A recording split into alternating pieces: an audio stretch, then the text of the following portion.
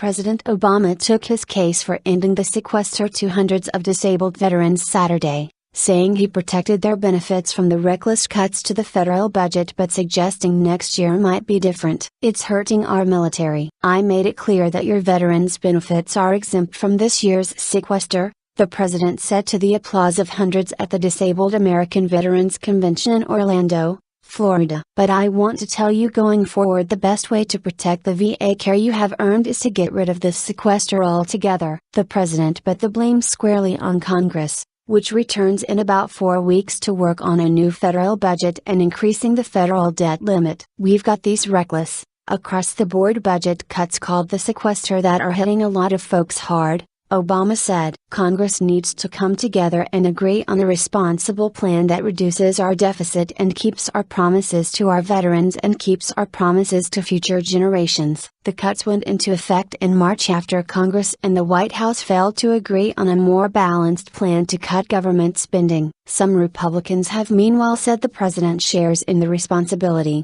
considering he signed the 2011 Budget Control Act that raised the debt ceiling and led to sequester. The president also told the veterans the government is making progress in reducing the backlog of disability claims but acknowledged the slow pace. "It hasn't gone as fast as I've wanted," he said. "The staggering backlog of disability claims for compensation for illness and injury caused by military service has been a main concern for veterans." The number of claims waiting to be processed ballooned under Obama, largely because the administration made it easier for Vietnam veterans who were exposed to the Agent Orange defoliant to get benefits. The backlog recently has begun to shrink due to steps by the Department of Veterans Affairs, including requiring claims processors to work overtime and transitioning to a new computer system to help speed the judgment of claims. About 780,000 claims are pending. Currently, about 500,000 are considered backlogged, down from about 611,000 in March. A claim is deemed backlogged if it has been in the system for 125 days,